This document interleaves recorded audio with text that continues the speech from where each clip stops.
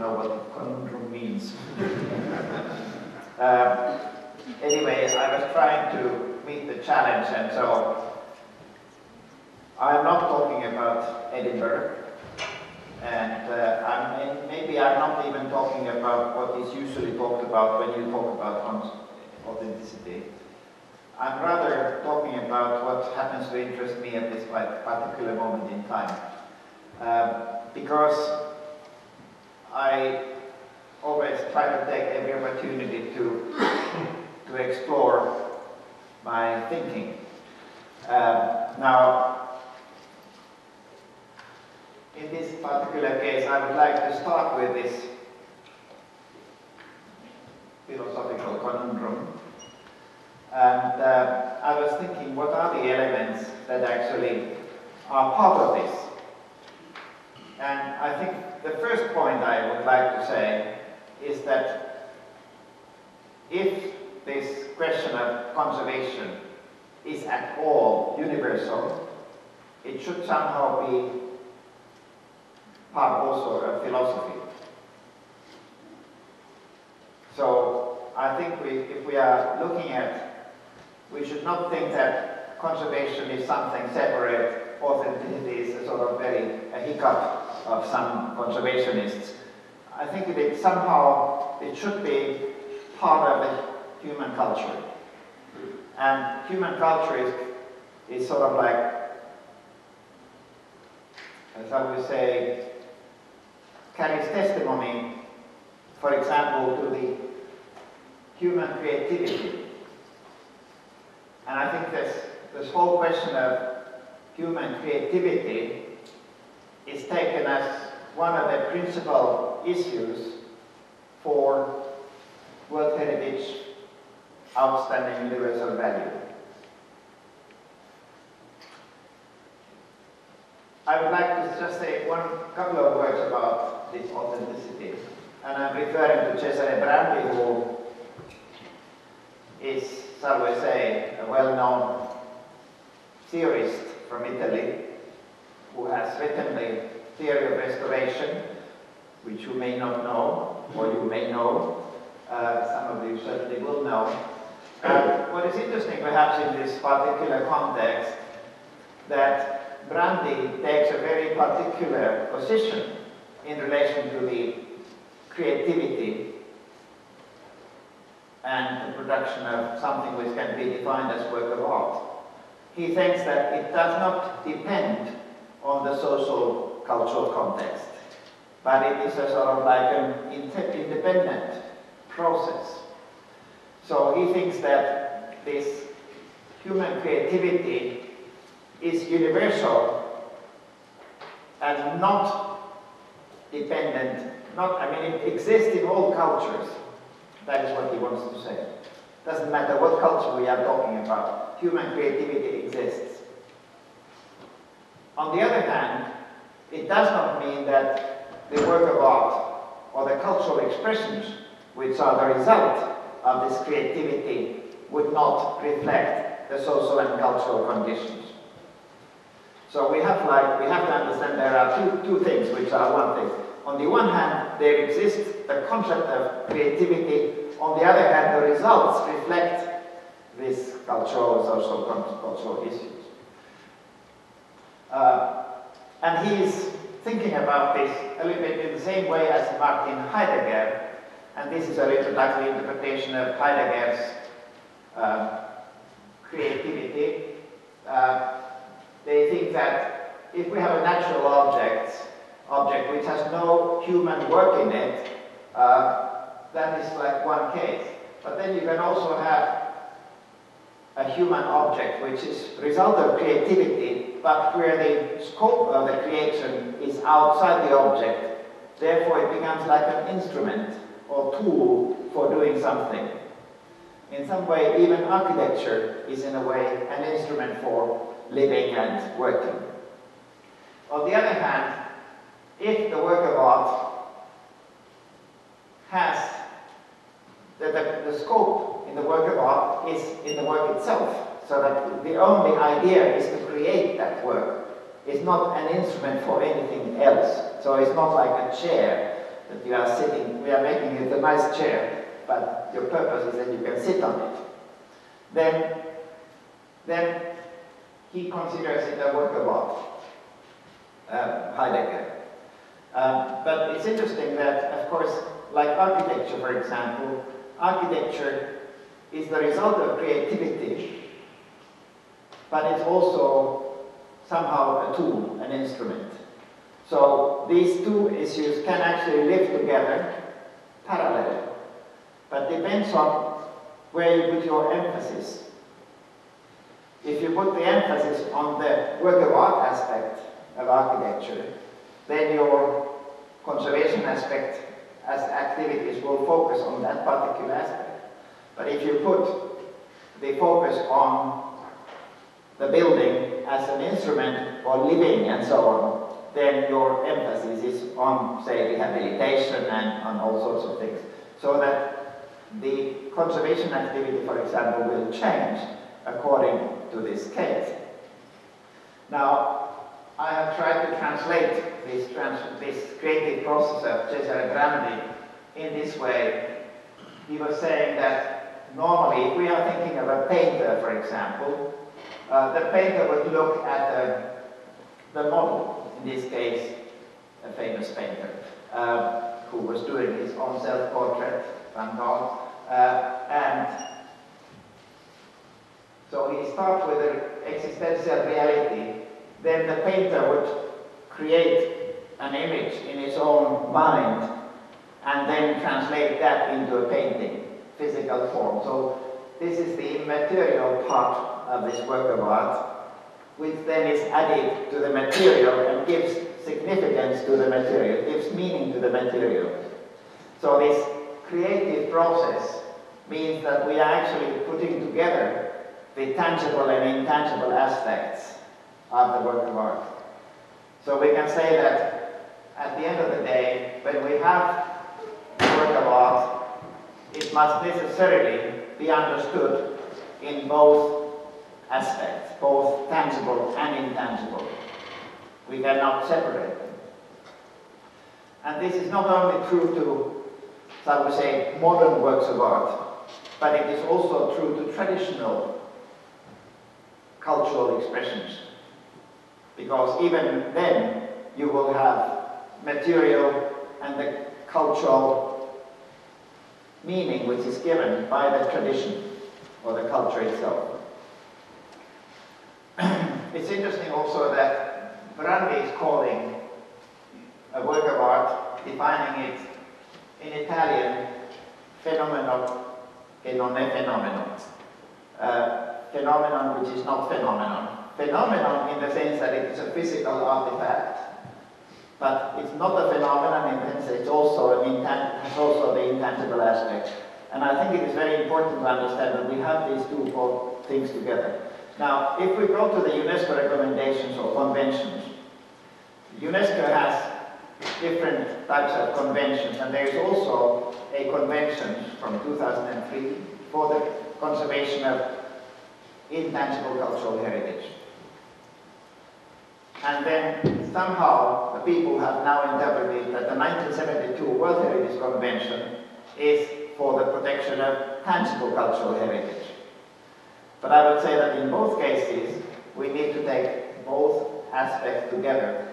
Maybe in one case, the emphasis is different from the other. I've been also thinking about this philosophy in terms of what are the important characteristics of authenticity in relation to cultural heritage objects. And I would say that there are two aspects. One is time and the other one is truth. In fact, authenticity comes from the word autos, which means oneself, which means true. Truthfulness. So truthfulness is the main issue. And of course, time and truth have been part of the philosophical discussion from always. Difficult to remember when it was not. But the time can have different interpretations. For example, in India, or maybe some other countries as well, there has been a certain interpretation that time is cyclical, while in the, in the European context, it's more like linear. And we have different definitions for the concept of time in modern philosophy. You have Henri Bergson, you have Martin Heidegger, and you have also Albert Einstein. What I find interesting in Albert Einstein is that he concluded in his later years that the past, the present, and the future all exist simultaneously in a place. And I think this is very interesting for cultural heritage. So the cultural heritage in some way incorporates its time from its beginning. We can call it historic timeline if you like, but also historical stratigraphy if you like. But it means that you have the past and the present together in the same time. So whether time is then cyclical or linear, it doesn't matter. They are all here, so it's like at the same time. And he's also including the future into the same issue. Of course, the question of truth has been discussed always in philosophy as well. You have the ancient Greek philosopher like Parmenides, who was thinking that truth is a goddess. And he said also that the truth is open to the divinities, but for the humans, you can only get a glimpse of the truth if you make an effort, and then it usually easily becomes hidden again. So if the human beings don't make an effort, they will not be able to understand the truth. Which makes it that we will have to continuously work for understanding the truth. It's not obvious and it's not automatic. I also think that, well, it's obvious. If you look at the World Heritage List, you will notice that the major part of the World Heritage List, especially cultural heritage, has religious attributes, spiritual attributes. Because the people somehow have always associated spirituality and religion somehow together with cultural heritage and so on. It is where we have put more emphasis, more effort. The churches, the mosques, the shrines, temples, and so on, they are our issues. But also we can find the question of truth, again, always in religion, in different ways. For example, in Taoism, it is the way to the truth. In Buddhism, it is in the suffering. In Hinduism, there is a natural order which has the truth. Sikhism has its own issues. Islam and Christianity have it in the Holy Word, which is in the Holy Book.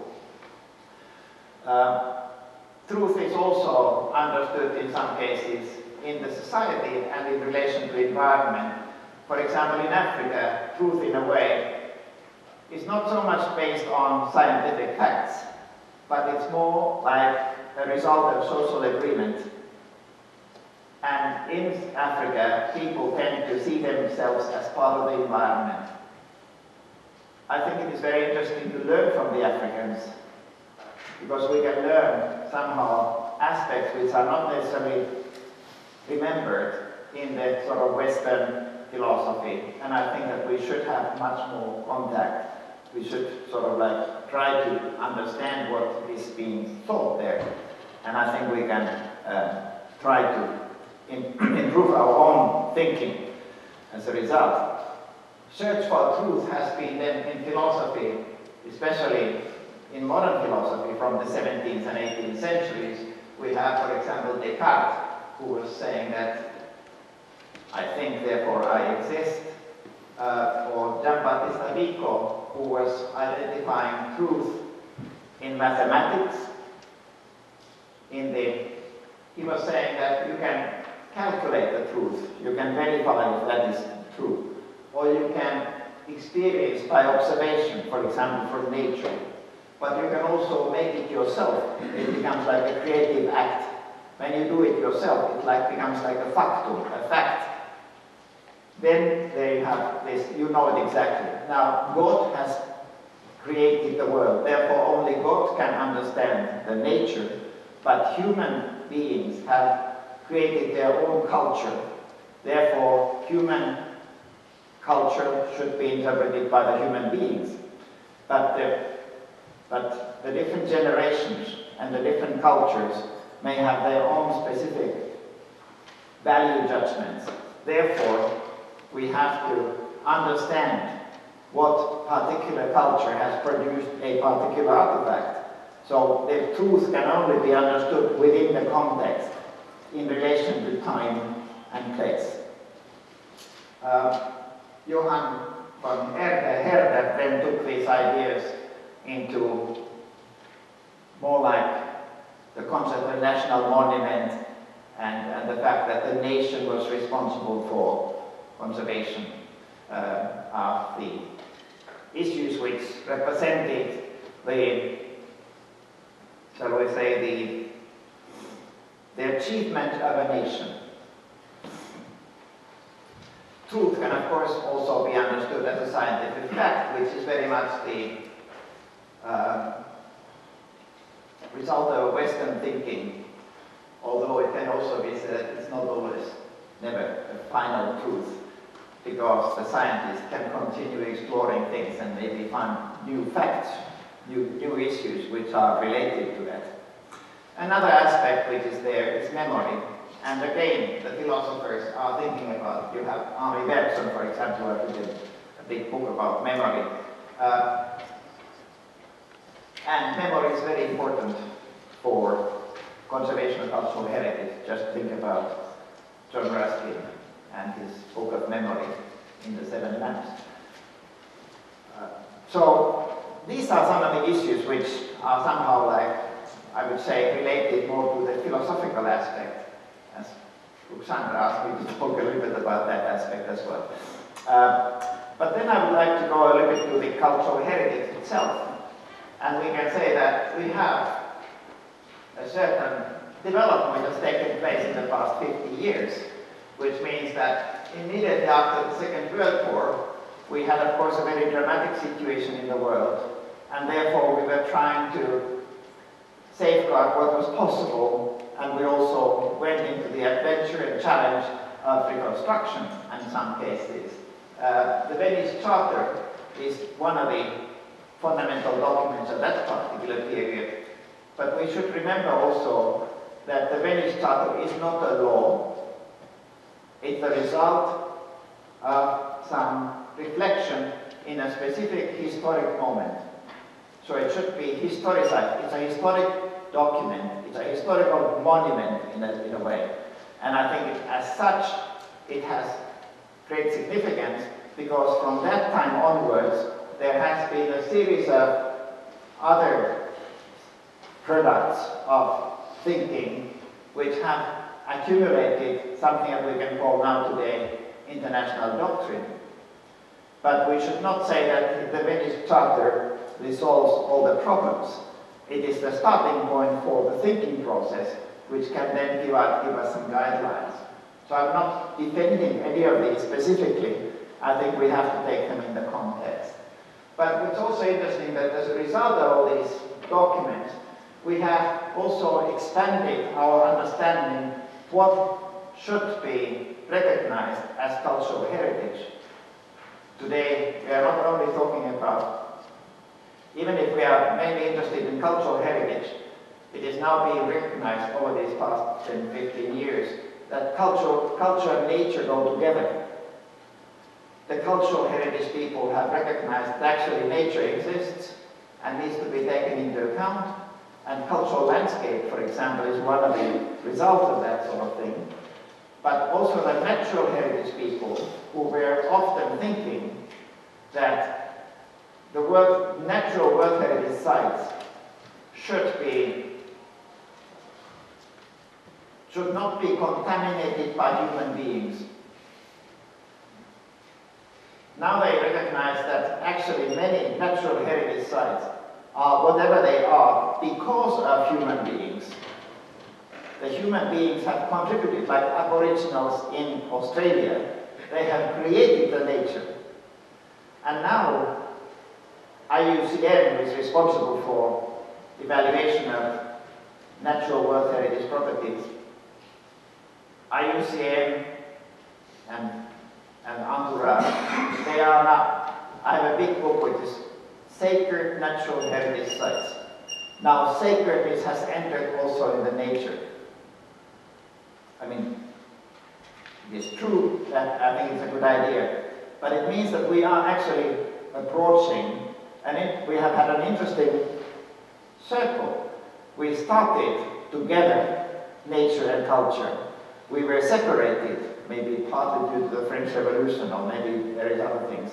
We are coming back together. So there has been like a full circle. And of course, we can say that cultural heritage is based on recognition.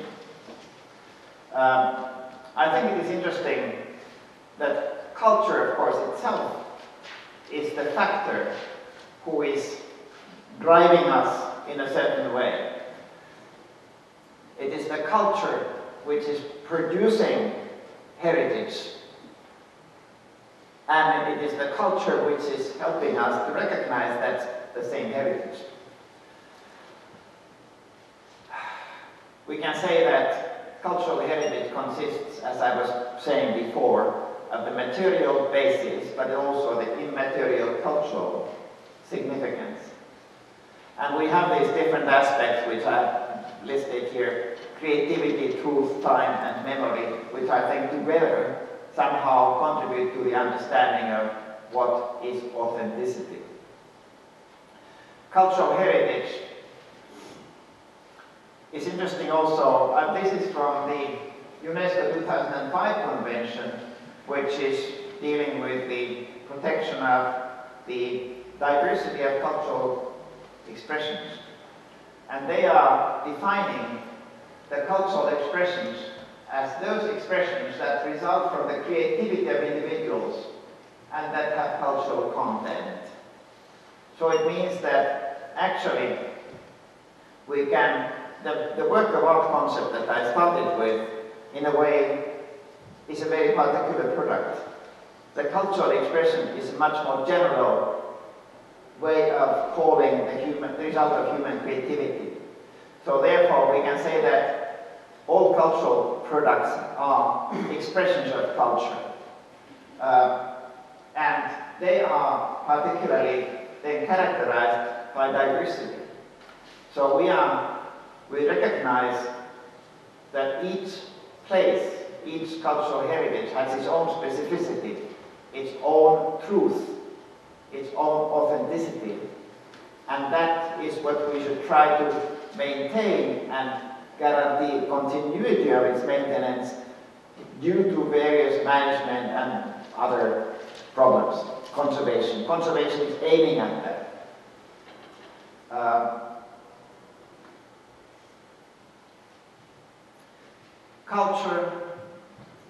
Cultural and heritage diversity, in fact, have been already very much part of the Nara document on authenticity, which resulted from an expert meeting in Nara in Japan in 1994. I happened to be representing ICROM at that time, so I was one of the team who was writing this document or producing the document. And here, it's interesting that while this document was specifically talking about authenticity, at the end of the day, it talks much more about cultural and heritage diversity. In many ways, this Nara document became like a new paradigm. It sort of like opened way to a new way of looking at cultural heritage, understanding it through the qualities and values which are embedded in the different cultures. So we were trying to avoid measuring everything on the basis of Western culture, for example. the Eurocentrism was like pushed aside. And we recognize that Indians, Africans, Latin Americans, they have their own cultural aspects, their own specificity. We have to make an effort to understand what is the authenticity of those particular cultural expressions. Not in comparison to some prefix model, but we have to understand what is the particular question which is relevant and important to that particular culture. Just as a matter of an anecdote, I could say that Japan ratified the World Heritage Convention in 1992, I think, 1992. I was then working at ICRAM, and so there was a Japanese professor, a certain Professor Nobuo Ito, who asked me if I would like to come to Japan and to look at some important sites, such as the Ise Shrine, which is a Shinto shrine which is regularly rebuilt every 20 years as part of a ritual. Because at the same time, the World Heritage Convention was 20 years becoming a sort of like maturity. And there was a booklet which was written by a certain Professor Tresuir, who had been doing the ICOMOS evaluations. And in this booklet, Tresuir was mentioning that now as Japan has ratified the World Heritage Convention, they also have to adjust their restoration processes in harmony with the international doctrine. And the Japanese were a bit offended by this. So that is the reason why they first asked if I could come, but then also we discussed that in 1993 in the ICOMOS General Assembly in Colombo, and it was decided we could organize an international expert conference in Japan, which happened in 1994. And before that we had a preliminary meeting in Norway at the beginning of the same year, which actually already identified what are the parameters for the definition of authenticity.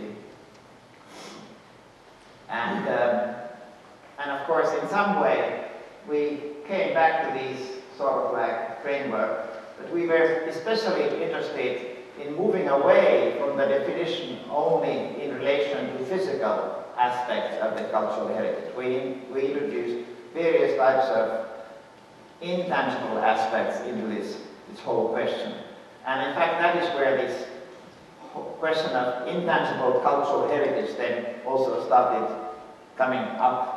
And as a result, the UNESCO then went on and had this Intangible Cultural Heritage Convention in 2003, and then 2005 we had the cultural expression, diversity of cultural expressions. The question, of course, is that we have to understand what is the meaning of a place. I've just been thinking about it this way. We have to understand what does a place mean, because it is when we know the meaning, then we can associate some value to that place. But if we don't know the meaning, we don't know what it means. Now, we have, for example, here a pile of stones in Finland. A pile of stones, this is actually in Scotland, I think. This is another pile of stone in Norway, and a pile of stone in Norway. This is a World Heritage Site. It is actually a prehistoric burial, Neolithic burial site in western Finland. This is a boundary stone indicating a property. This is a road mark in Norway to show how road work goes across the mountains. And this is just a pile of stones left by the visitors and tourists.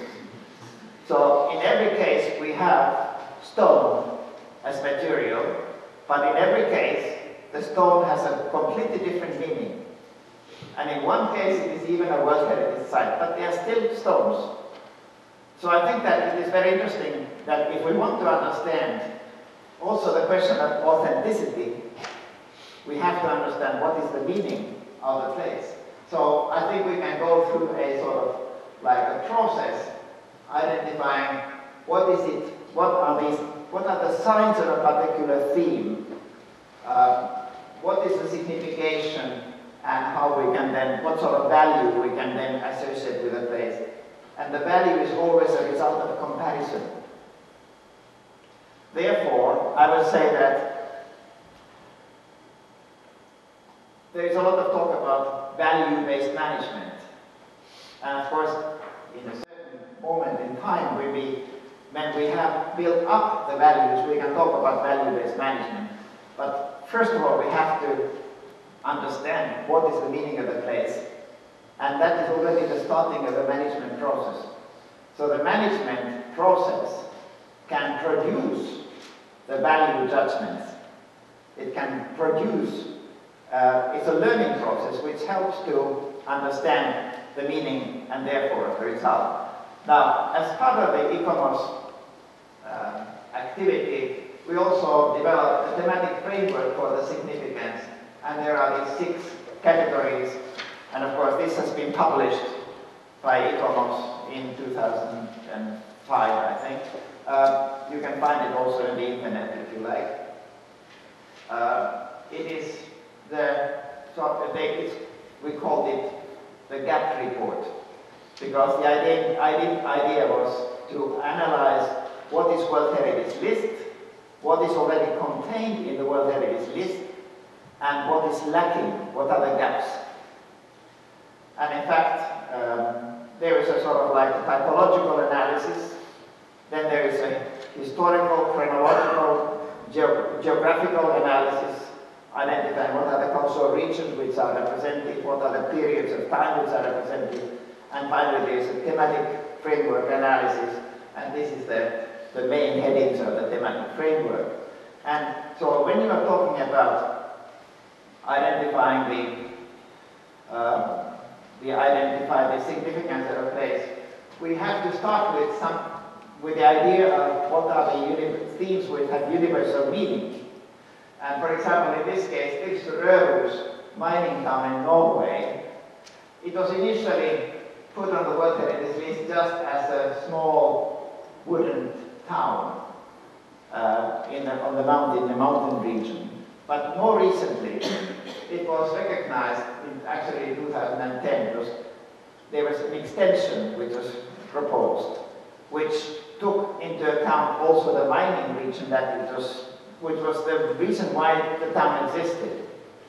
Because at the beginning it was only recognized as architecture, only wooden architecture. But then it became a mining town, and therefore it suddenly had a new meaning. And so there is a much more extensive issue. What is interesting here, we are not talking about great works of art, we are talking about very simple architecture or the various archaeological remains, which together form the significance, justify the outstanding significance of the place. Heritage recognition in some way can go through that sort of process. Just as a matter of curiosity, this is from China. It's a place called Conundrum, which was a small island near Taiwan, near the continent. It was like a place where foreigners had their embassies and they had representations, and this was a place through which China was in contact with Western countries, for example. It became like a cultural link between China and the Western world. Now they are proposing to propose it to the World Heritage List eventually. But anyway, the question is that we have to start from the meaning and significance, then we can identify what are the elements which together justify that meaning, which belong to that meaning. And then we can identify the social or functional integrity of the place. and the authenticity of cultural expression, which is the creativity which has produced then the specificity. And then we can look at the historical aspects and finally have the visual integrity. So I think this is in a way a logical sequence which usually has to be gone through in order to understand, because we cannot start talking about authenticity if we have not identified what authenticity are what and in relation to what. Condition of integrity, so therefore, is the main thing to start with.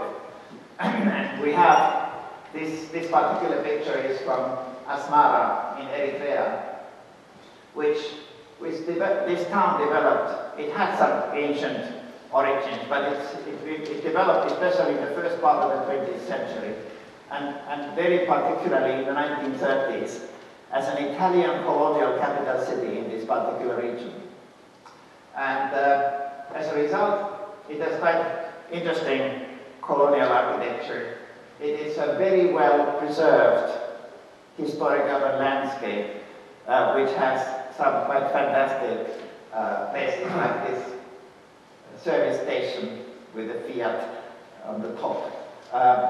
It is very, very interesting. What is interesting also anyway is that in here, they were not only doing modern movement buildings, they were doing buildings in the same time, reflecting different styles, including also impact from the African context. So it is a very interesting thing. Another example about talking always about the integrity and authenticity together is Palmanova in Italy. It is a fortified ideal city created at the end of the 16th century and built in the 17th, 18th centuries. Initially, the fortifications were first built, but only part of the town actually was constructed immediately. It was like result of a longer process, and some of the buildings are relatively recent. What is interesting here is that it has anyway maintained its overall integrity. Now the question is that they are also proposing this to the heritage list as part of a serial nomination. And so then the question is that you have, of course, these fortifications.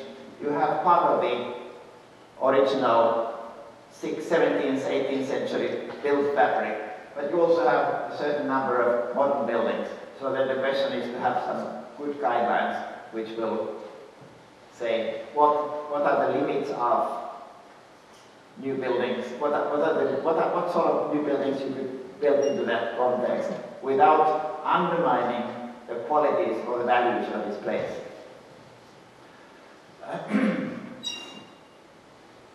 Of course, another example, for example, is the historic city of Graz, which was put on the World Heritage List in 1999.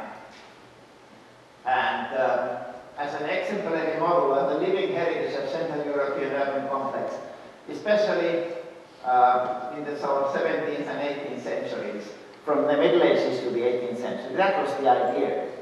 That is what are the specific qualities. But now there is a Kulturhaus by a British gentleman which is called the Friendly Alien, which has absolutely zero contact with this World Heritage justification, because it's not 18th century, it's very modern. The people like it, but of course it's really an alien. I don't know how friendly.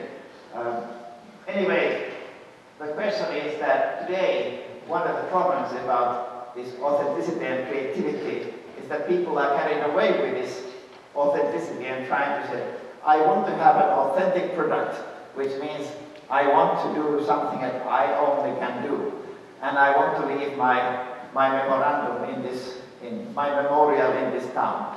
And when you are carried away without taking into account the context, it is not always successful. In this case, the World Heritage Committee somehow closed one eye, and they didn't delete this site from the World Heritage List. But I think that it should be at least taken seriously And now, for example, I understand that Liverpool is facing the same problem, but maybe a bit more serious than here.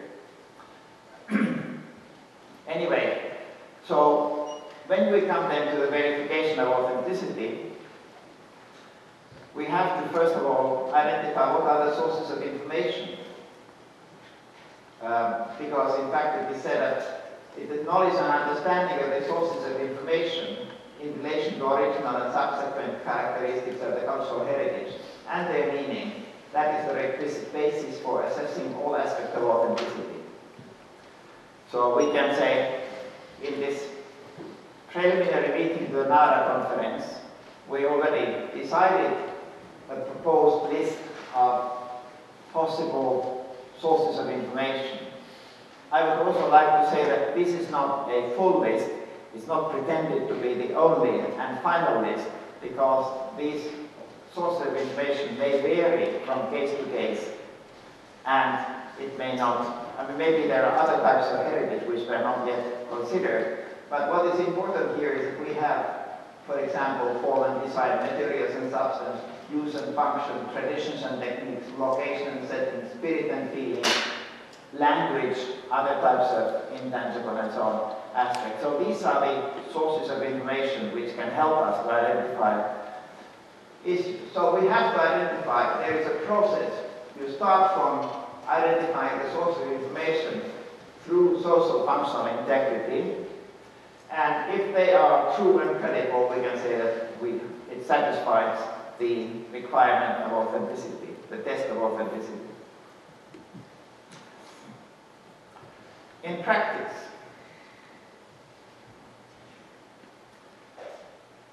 I would like to take a couple of examples. This is Bagrati Cathedral here. It was built, it's in Georgia, and this is next to the town which is called Kutaisi. This cathedral was actually built about 1000. I think it was completed in 1003, and it worked until the 17th century, but then it was destroyed by the Ottoman army, and it remained in ruins. Until then, they decided, the local archaeologists discovered enough evidence of its original form that they started reconstructing it. So this is the Bagrati Cathedral in the 1930s in an old photograph. Then it was built, so this picture is from a couple of years ago, but actually this is the way it was standing in 1994. In 1994 it was accepted to the World Heritage List.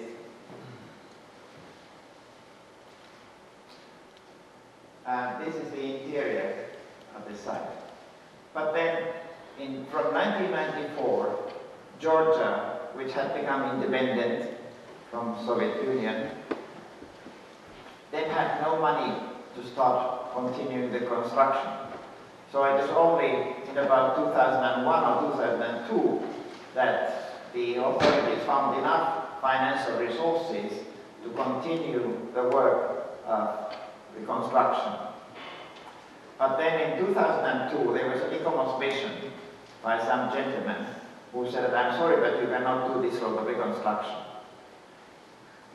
And the Georgians were a bit upset about it, but then they decided to continue anyway. And then in 2005 or 2006 there was another mission, and they said, "Okay, if you don't stop this reconstruction, then you will have trouble." And then the Georgians decided to stop the reconstruction. They considered anyway that the reconstruction was necessary because of the structural stability of the building.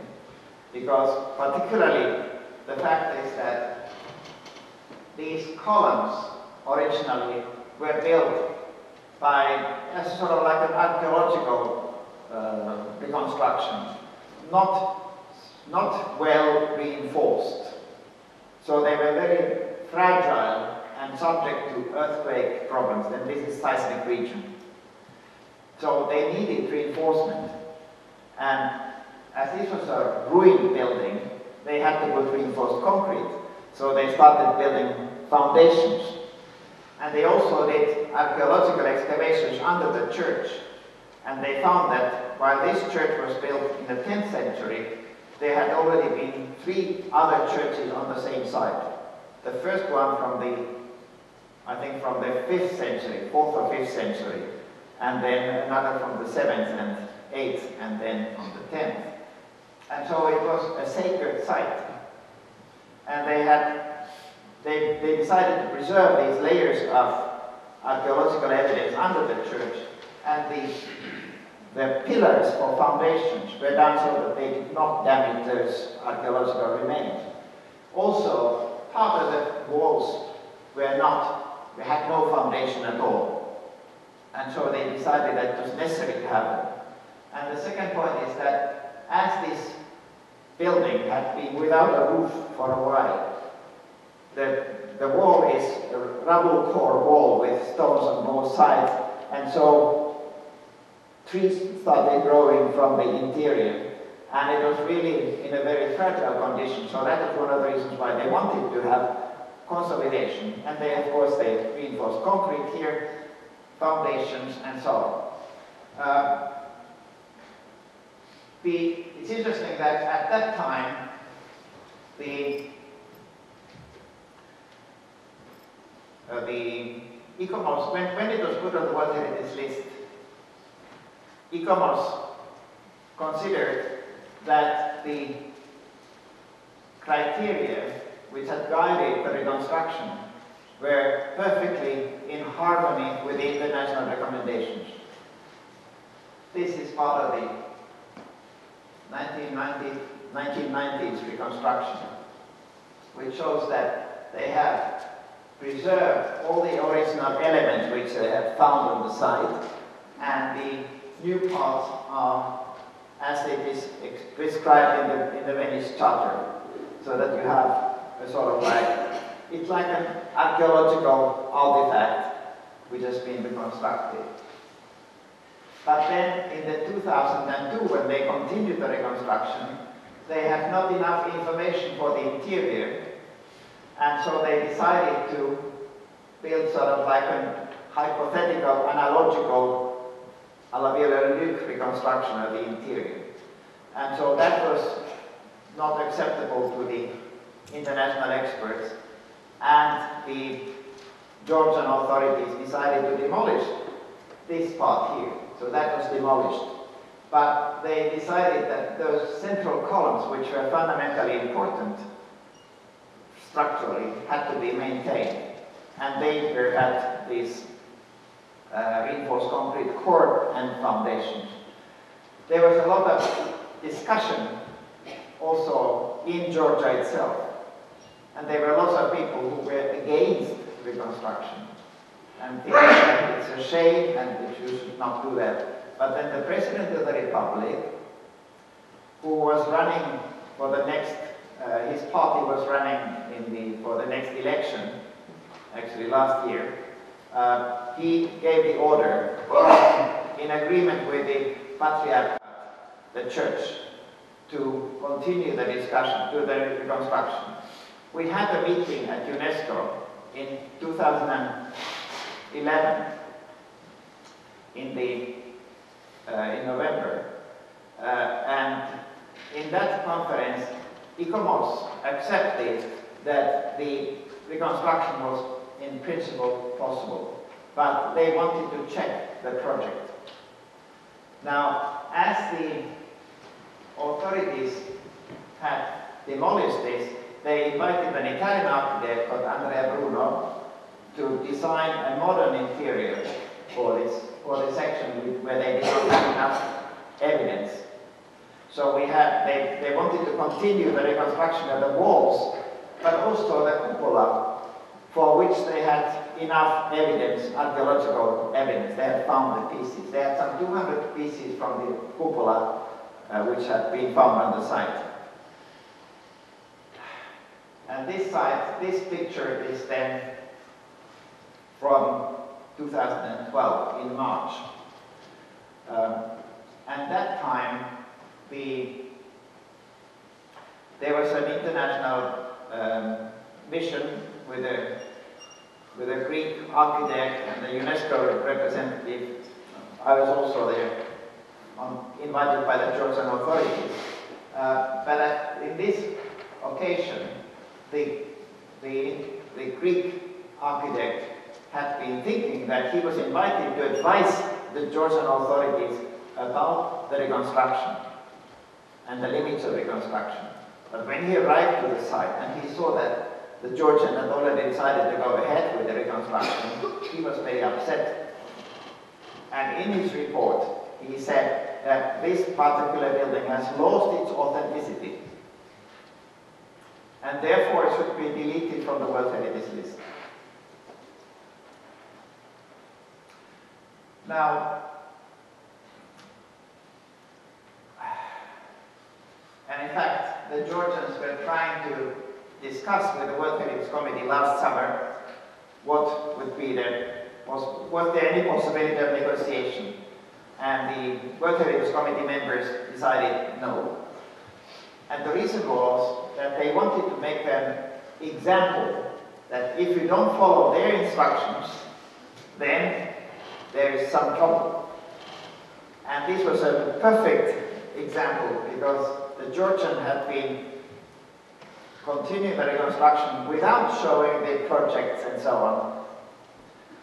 Exactly. So it was taken as a political guinea pig or sort of like something that they had. Anyway, this is a project of Andrea Bruno.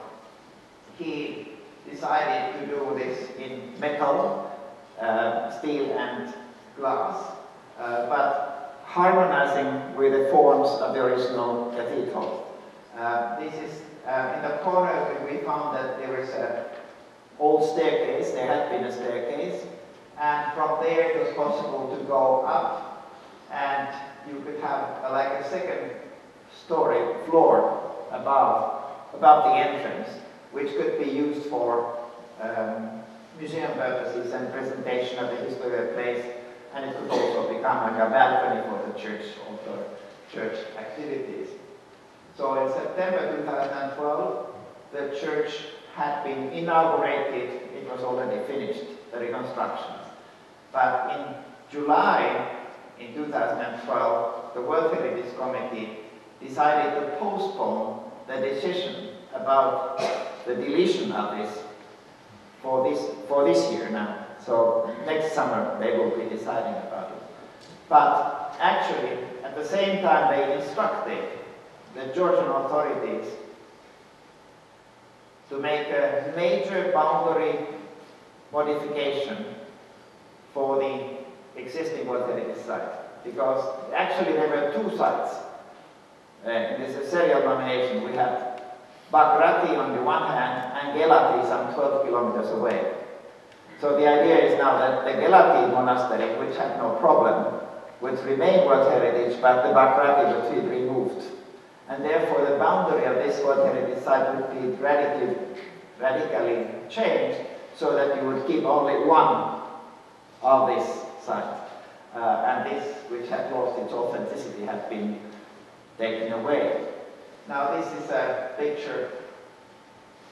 It's interesting, the photographer who has made this, an Italian photographer, he was saying that it's very interesting to compare this with the Dutch paintings of the 17th century, because there's a lot of similarity in the sort of spirit of the space. So he had made this reference. But this is the completed modern part of the interior.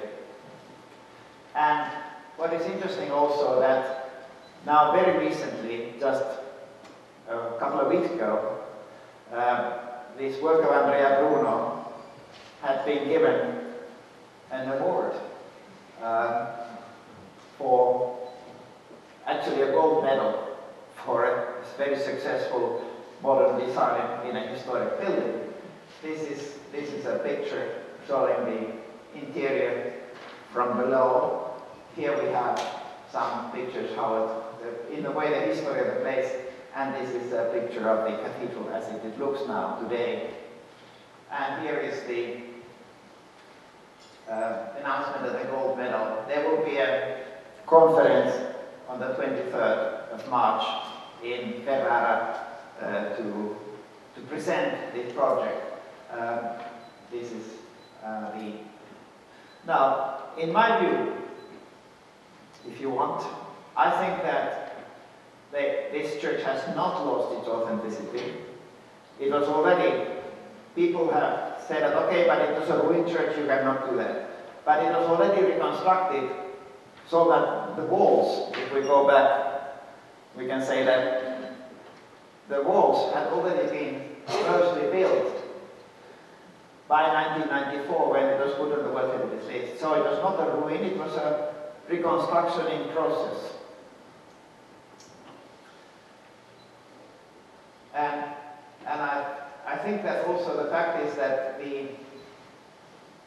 the completed church has continued exactly the same criteria which were already accepted as perfectly acceptable criteria reconstruction in 1994. So I don't see why it could not be accepted as having preserved its authenticity. Of course, there is a lot of new work, that is true. But I think that, as I said, the problem is political. It has been proposed to be removed to give an example to other people.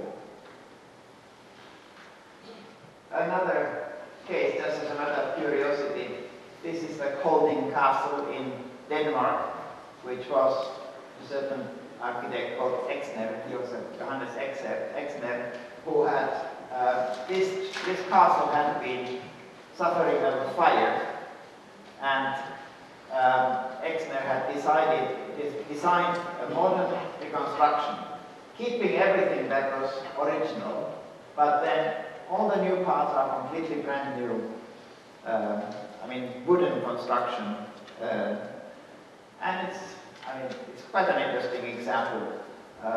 This other case instead is from Berlin, where they have a new museum, and here the idea has been to try to use the Venice Charter as a guideline, and that you sort of like keep everything original exactly as it is, with all the sort of like damages of the bombardment, and then you sort of integrate that with modern design in this way. So you can of course have different issues. The reconstruction basically is one of the big problems in many World Heritage sites. This is Vilnius in Lithuania. Vilnius, the historic center of Vilnius, is World Heritage site. This is in the center of the World Heritage site of Vilnius. And here we have a castle, 16th century castle, which was ruined in the 17th century. And it was completely annihilated so that you have practically nothing left except a drawing like that, or maybe a couple of drawings. And on the basis of these drawings, the authorities decided to reconstruct it. This is a picture taken of the World Heritage Committee visiting, members of the World Heritage Committee visiting this reconstruction site. And nobody has said absolutely anything at all against the reconstruction. So reconstruction was completely acceptable here, but not in Baghdad. There are many other cases where you have reconstructed buildings. This is in Van, which had a serious earthquake in 2003 in December. Also, my wife and me, we were visiting Van as part of a study tour after a conference in Jazz. And so this is my picture from 2003 December. And 27th of December, the same month, there was a major earthquake and it fell down. This is in June 2004. At this point, the Iranian authorities decided to put it on the World Heritage List. I was responsible for evaluating it. And of course, I'm very favorable to Iranians anyway, due to various accidental reasons. But in this particular case, it was interesting because when we looked at these issues, we could notice that this part had been kept in order through continuous reconstruction by the military authorities who had occupied this site until the 1970s.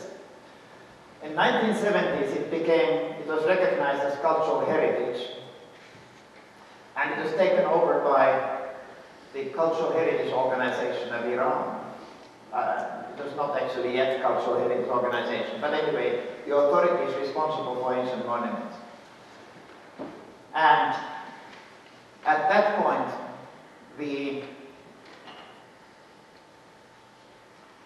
there was an Italian-trained conservation architect who was responsible for the restoration of this. And so he did a lot of research and studies, and then he retired in 2003 in December, after 25 years of activity of restoration on this site. And that is what happened when he retired. His successor remained under some house who had, for some reason, had been sleeping off in there because it happened during the night, and he had to be hospital for a while. But anyway, he's okay now. Anyway, the Iranians started an active process of restoration. We were also involved in the management plan for the site, and in fact, it's so interesting in a way that at the time, in 2004, when it was proposed to the World Heritage List, the Iranian authorities actually only proposed the citadel with a couple of monuments around it. I was then on mission in Iran, and so I took the opportunity to also visit the BAM site. And in collaboration with the Iranian authorities, we decided to expand this proposed nomination to become a cultural landscape. Because as a cultural landscape, it was not anymore the question about this ruined castle or citadel, but it was a historical stratigraphy of the whole cultural landscape. And if you look at those blue lines, they are underground canals or kanats, which were used for irrigation and water management. And we had archaeological evidence for the development of these kanat systems from the Achaemenid period, which is more or less the 4th or 5th century BC, until today, as a continuous development.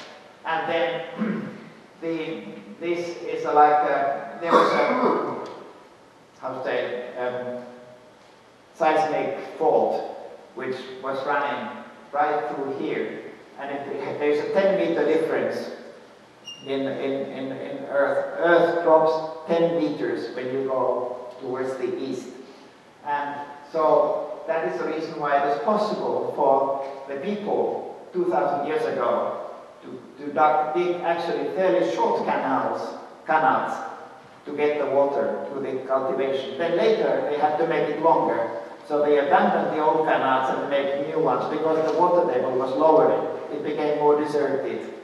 And therefore, we have more than 2,000 years of canal building here. And at the same time, we have a lot of historical monuments which are in this area. So it becomes really a cultural landscape which has particular importance. So we are not just looking at this area, but here too, what was happening as a result of the earthquake is that it was discovered that we have here a historical stratigraphy which goes back to the Neolithic period, and at least in the Achaemenid period they already had a good solid consolidated settlement here. And in many cases this has been subject to continuous reconstruction over centuries. And they've discovered, for example, the Timurid period under the more recent stratification. So at the end, the significance of this site became much more important as a result of the earthquake than what was thought before the earthquake. So actually the earthquake, in this particular case, displayed more information which was available. And then, for example, we just noticed that the site was built as a perfect square, but then there was an extension which corresponds to the diagonal of the perfect square. So it is a very interesting, more or less Hellenistic type of design component, which was very visible still in the, we have archaeological evidence of that, and they have now discovered quite a lot of, there has been archaeological excavation by different teams, even from Italy or France or Germany and so on, as well as various universities, and we have been able to show the historical stratigraphy and understand the importance of the site, which is not anymore only in the nice reconstructions, but it is more in the historical stratigraphy. And in fact, we have done these various proposals for the management and order of repair and make it safe and so on. And at the same time, the entire cultural landscape, which actually is not just this area which is World Heritage and the surrounding buffer zone, a big valley which has all the water catchment area of this place, which goes 200 kilometers by 30 kilometers. And so the management plan was actually done for the entire valley of BAM area, not just the World Heritage Site, but it was necessary to understand that we are talking about also these various 5 other districts, and which has a lot of these various sites. And so actually it's a very rich cultural landscape as a whole. And also this richness of the cultural landscape as a whole was discovered as a result of the earthquake. So in fact sometimes you can find good results. This is in Oman, where they have a ruined castle which has been now subject to reconstruction. But here it is simply a monument which is being rebuilt. And I'm not quite sure if this reconstruction is really justified, but anyway, it is also World Heritage. The Historic Center of Venice, Vienna, was put on the World Heritage list in 2001.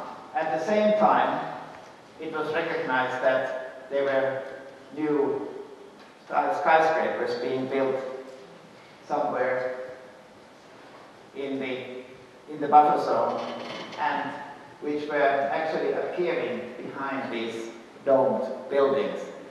And that caused several years of debate with the World Heritage Committee. At the end, to make it short, in 2005, there was an international conference in Vienna to discuss the introduction of new architecture into historic context, which came out with this Vienna Memorandum of 2005, which gave the definition to historic urban landscape, which has now then been taken over to the UNESCO recommendation of 2011, which is I think important. We discussed it today in the meeting. And so it's important that we don't look only at the World Heritage, we also look at what happens around it, because the management especially needs a broader definition. This is a World Heritage Site. It's Baku. This is the World Heritage Site. And this is the surrounding area. Here is a so-called flame tower. Very old flame tower, at least medieval or maybe even older. And here are the new flame towers which are built next door.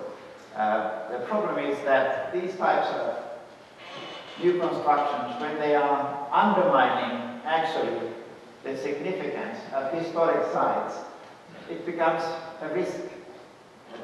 This is more than a challenge. These issues are one of the points that are being discussed by the World Heritage Committee. Of course, one of the issues is the culture versus economy. And I think in principle, if we recognize culture as important, we should understand that culture can be the driver for economy. The problem is that many economists don't see culture that way. They consider that culture does not produce anything, and so the only way that culture can produce something is through tourism or cultural industry. And so very often this is forgotten. This is Kotor in Montenegro, which was damaged by the earthquake in '79 and is now it's a World Heritage Site. The problem here is that the World Heritage Site is actually the whole rather big cultural landscape area. The problem here is that the economy has changed. It was based on water management, water accessibility, and now water is no more interesting. We are now talking about land roads and so on. So the land roads go behind those buildings, those villages which are on the waterfront, and they cut away the settlements from the backyard, which used to be for agricultural activities. And therefore, they are undermining the economic continuity. And so again, here too, they are more aiming for tourism. So if we would take this cultural continuity more seriously, it could be important. I would also like to just mention this concept of machinami in Japan, which I think is an interesting concept, which is a bond between historic settlement, community, and the surroundings. So it somehow like brings them together. That's been adopted by the Japanese ICOMOS. If you don't have a copy, I can send you a copy. And as a result now, for example, in Kyoto, the conservation professionals, they are very actively now trying to promote the idea of understanding the significance of historic buildings. Because until some years ago, it was not considered fashionable to live in an old house. But now, particularly in Kyoto, the people are accepting that old house can be fashionable. They like living in old houses. And the town planners have also started reducing the height of tall buildings in the town planning norms. So in order to make it more livable as an environment. So the social cultural authenticity is somehow already embedded into this machinami idea. And you have, of course, this one of the key issues which is relevant to various historic towns such as Sana'a in Yemen. I think I'm going to Sana'a in a couple of weeks' time. I would like to close with some ideas from living religious heritage, making just a quick reference to Land of Life of John Ruskin, saying that things are noble and ignoble in proportion to the fullness of life which they represent, and so on. So I think that we should not, restoration must not kill the historic fabric. It must keep it alive. I think that is one of the issues. And in some way, this relationship of tangible and intangible is one of the issues we have to remember to keep in life, in view. Interesting enough, we had another conference in Japan where the people who were representing the Intangible Cultural Heritage Convention, who were saying that authenticity is not relevant to intangible cultural heritage.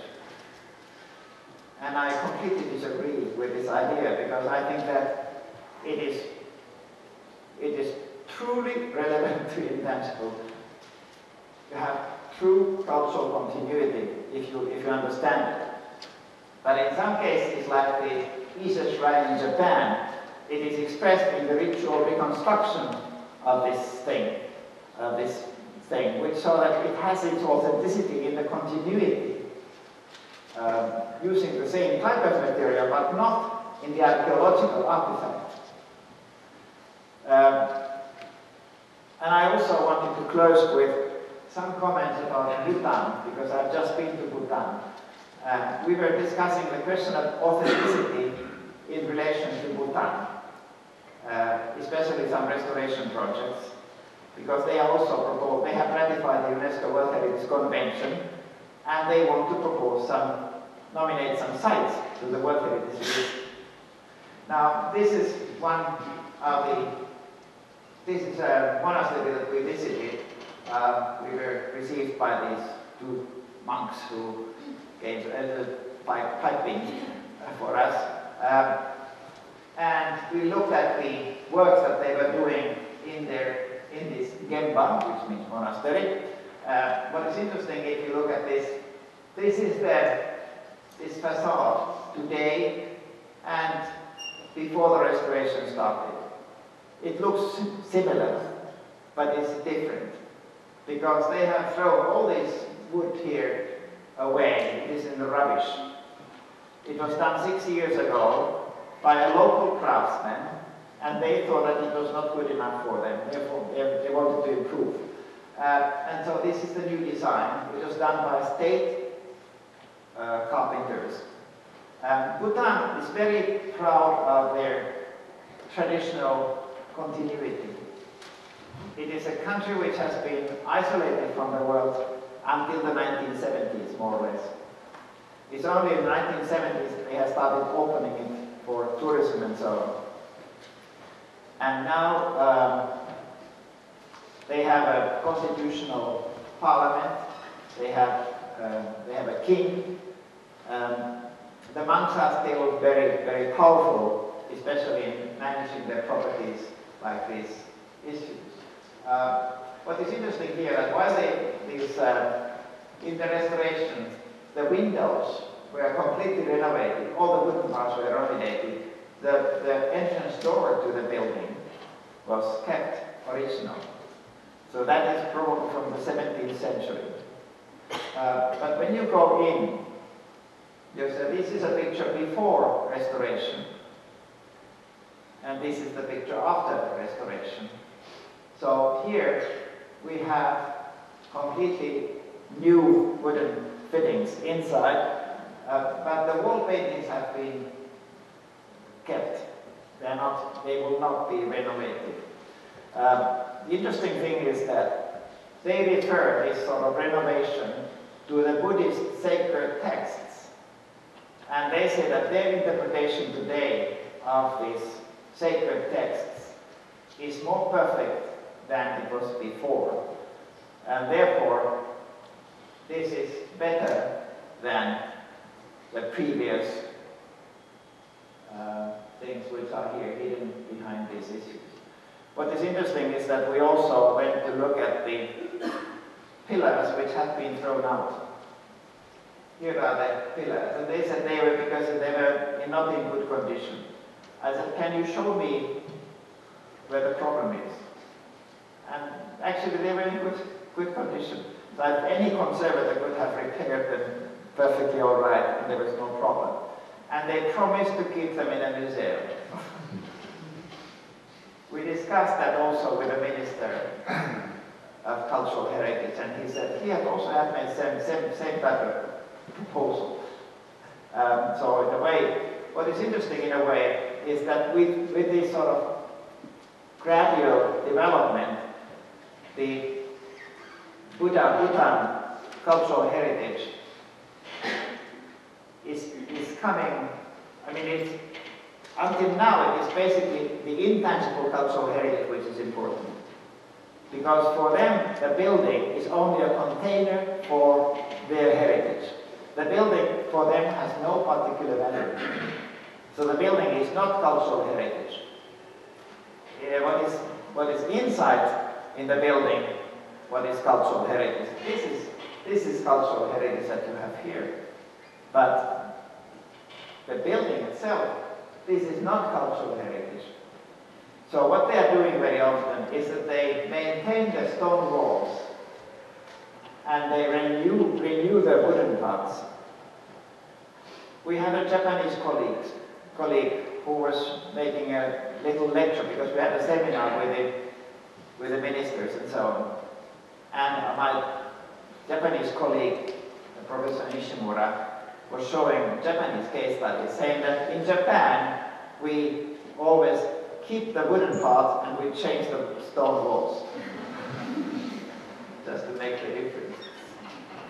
Anyway, of course the stone walls are made perhaps of mud brick and so on. Anyway, what is interesting is that we are gradually, they are also expanding this concept of cultural heritage to this type of decoration into their modern architecture. This is Thimphu, which is the capital city. There are some traditional buildings here, in the urban area, and lots of them in the rural areas. So it had actually maintained the cultural character of their architecture. It's very well maintained. But now they are also putting the same type of decoration to the new construction, new buildings. We have here a main street, and even the police boot is made in the Buddhist architecture. And we have, but we already are beginning to see modern intervention, like these sort of glass walls, which have nothing to do with this concept. But in the earth, even the airport, is a typical 18th century traditional airport.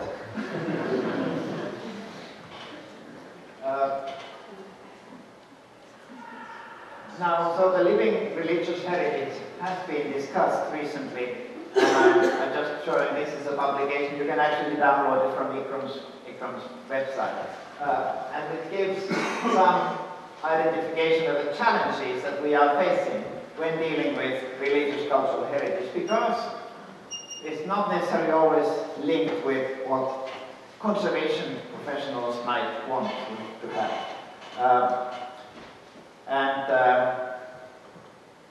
In Kiev in 2010, we had a meeting, a conference, a UNESCO conference, discussing this issue, and there is some sort of Kiev statement of protection of religious properties within the framework of World Heritage Convention.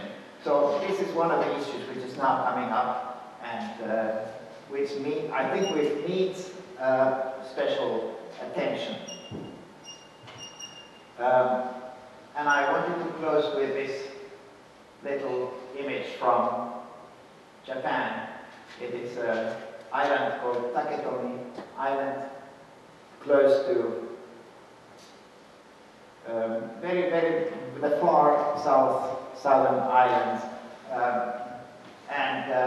So here we have this utaki. Utaki is sort of natural site, which is associated with some spirits, ancestors, natural spirits. This particular utaki indicates the position where the divinities arrived on this island from the west. And what is interesting here is that this gentleman, he is a modern person. He is the keeper of the museum.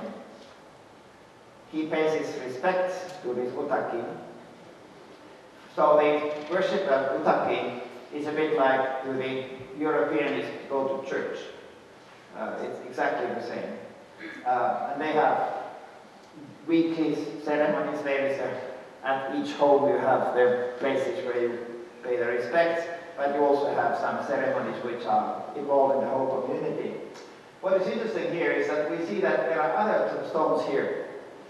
These are the previous utaki stones, which when they are the utaki, they have a meaning. The meaning is there. But when it is replaced with a new stone, the old stone loses its meaning. It has no meaning anymore. It's simply a stone. This is the stone with a meaning, and this is a stone with no meaning. I think this is interesting. Because you can associate meaning and significance to a place, and you can remove this meaning and significance. That is typically African, but I think we do it the same. We also forget about the meaning and significance. Therefore, if we are talking about authenticity, I think it is important that we maintain this significance alive. And it's only through actually being active and working for it. It is not automatic. It doesn't stay there. And that's the reason why we have all these problems. Thank you.